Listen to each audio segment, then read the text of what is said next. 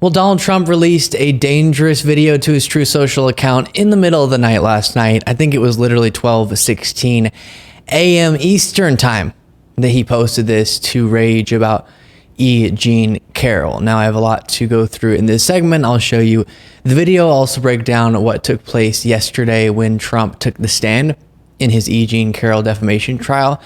And as a reminder, before playing the clip, Donald Trump a few months back was found liable for sexually abusing Jean Carroll in the 90s. This was a civil case, so a lot of people find it helpful when I clarify that that means he can pay damages, but this is not a criminal matter. But he's a civilly liable rapist. And he was found liable for both raping Jean Carroll and also defaming her. Well, he kept doing it, and she sued him again. He's causing her to be threatened. She's never able to feel safe, and thus trying to do something to get justice and make him stop. So that defamation trial is currently taking place in New York. And despite the fact that this is no longer a matter of debating whether or not he did what he was accused of, that was already litigated and a jury found that he did, but instead just a matter of deciding on defamation and then the amount he'll have to pay, he continues, despite that, to defame her publicly and causes her untold damage on a daily basis. Here's the latest example last night on True Social. I don't even know who this woman is. I have no idea who she is, where she came from. This is another scam. It's a political witch hunt. And somehow we're going to have to fight this stuff. We cannot let our country go into this abyss. This is disgraceful. You have somebody running for office. You have a woman that's financed and lied about it. She totally lied about it by Democrat operatives, like just about the biggest one there is. And she said that wasn't true. They found that she lied about it, and the judge wasn't even, I guess, letting it be put in as evidence. The whole thing is a scam, and it's a shame, and it's a disgrace to our country. So he continues to say the very things that made him lose his last trial, which got him found liable again for sexually abusing her and defaming her. And now he's repeating those very defamatory statements. And it's not a scam. It's not a witch hunt. He's not the victim. Really think about how sick that is. A jury found that he raped her. He had his day in court, and that's what they found. He then goes on, like he does in every situation, to try to convince people that, no, he's the victim, not the person who spent her entire life dealing with the trauma brought on by Trump's vile actions, not the person who feels unsafe every day and receives more death threats than any of us could imagine, but Trump. In his mind and in his followers' minds, he's the victim. And Trump supporters, you don't get to hide behind your assertion that you just don't believe all of these allegations. You either got to admit you like Trump more than you like the concept of justice, of accountability for rape, or you need to stop supporting Trump. I really want to hear a Trump supporter admit that they really think it's more logical that somehow Jean Carroll has crafted this entire lie that's backed up by witnesses who she told hours after it happened, evidence compelling enough for a jury, not to mention dozens of women coming forward and accusing Trump of sexual misconduct, not to mention an audio recording of him bragging about assaulting women.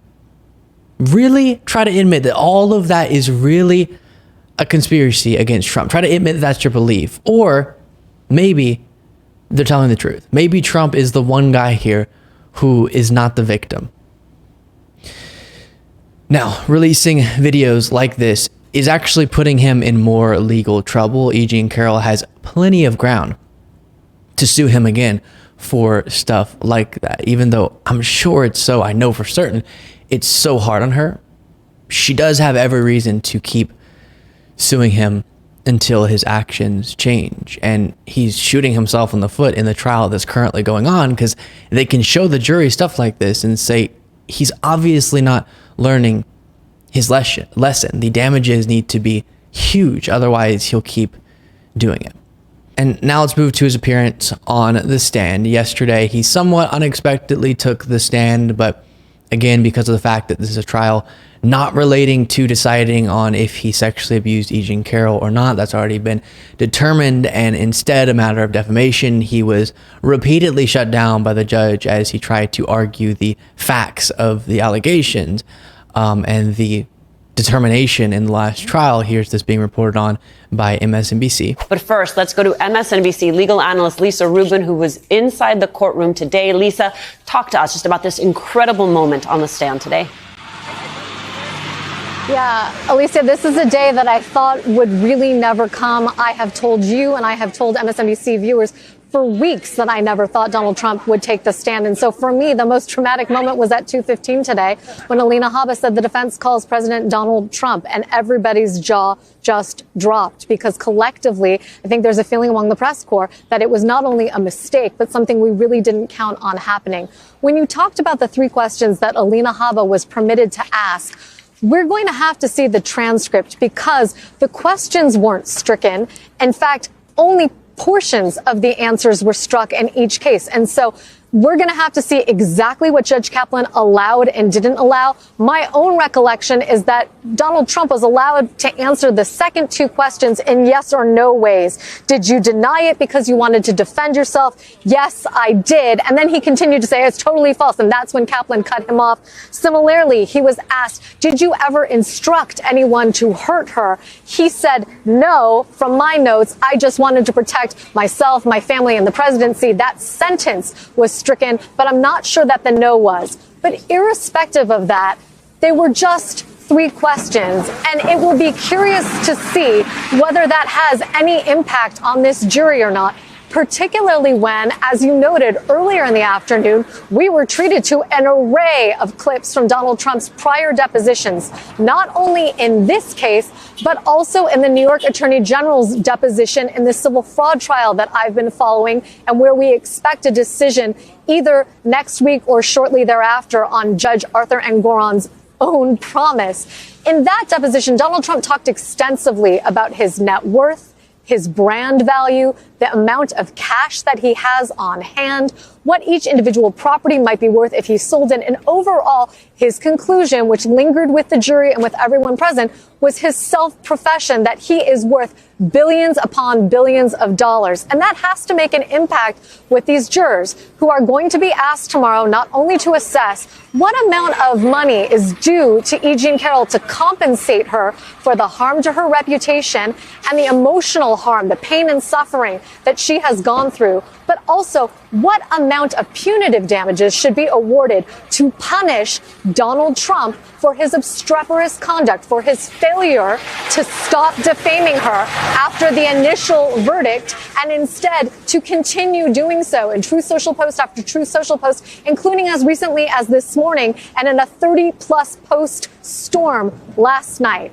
So a total mess, as is expected. He really refuses to control himself, and I think it's going to cost him, hopefully, in this trial. One other thing I wanted to talk about, I've been trying to induce a little bit of hope into conversations that are otherwise really aggravating, and so I'm going to attempt to do so again here. Yesterday, friend of the show and fellow progressive commentator David Pakman brought on Simon Rosenberg to his show, who's been a longtime Democratic strategist, and one moment from the interview really stuck out to me. Rosenberg points out that we have 10 months in full campaign mode to convey to the American people what is true. Donald Trump is one of the most unfit people to be president in American history. And now we're in it. We're in campaign season. People are starting to really pay attention. And the message that Democrats have is so compelling that we will make a lot of progress for sure before the election. And Rosenberg is confident that by the time November is here, the American people will make the correct decision after they hear the arguments that he'll break down here. But like what happens in our business, right? Once you start informing people about things, and I think, for example, there's a lot of information that people don't have about Trump that they didn't have. There's a lot of information about Trump they didn't have in 2020. And I'll just go through this really quickly because I think people don't really understand what we have in our arsenal that we're going to be able to use in the next few months. I mean, what we know about Trump today that we didn't know before is that he raped E. Jean Carroll in a dressing room in a department store. a jury of his peers determined that. It's not just me saying that, but a jury determined that he has committed decades-long financial fraud. And New York State is asking for $380 million in penalties and fines, of which they'll probably get 150 to 200 million in the next few weeks. Third is that the Colorado Supreme Court determined that he committed insurrection against the United States and should be barred from the ballot. And part of the reason this case is so serious in the Supreme Court is that Trump has made it clear that he is going to end American democracy if he is in the White House next year. And so these political crimes he's committed against the country are continuing. They're not something just in the past. Fourth is that he stole secrets from the United States, was arrested for it, lied to the FBI about it, and shared it with other people. This may be the greatest national security breach in the history of the United States. Fifth, his family has taken more money from foreign governments than any family in American political history. And then finally, he is singularly responsible for ending Roe and stripping the rights and freedoms away of more than half the population. It's my view that when we introduce all 6 of those things to the American people, Donald Trump will not get elected president in 2024, regardless of all the various circumstances, because he is the most unfit man to run for president in our history. And it's time we start bluntly describing this to the public. We owe it to the American people for them to know and understand who he is now, because he is not the same candidate that he was in 2020. And that does give me some hope. If we can properly get that message out as people increasingly pay more attention to this election, we can win. And that full interview is in the David Pakman Show, full show from yesterday. And once the individual interview is uploaded as its own video to his YouTube channel, I'll make sure to link it in the description. Make sure you're subscribed to the YouTube channel. And if you want to become a member to get the daily bonus show, you can do so by going to lukebeasleyshow.com/membership.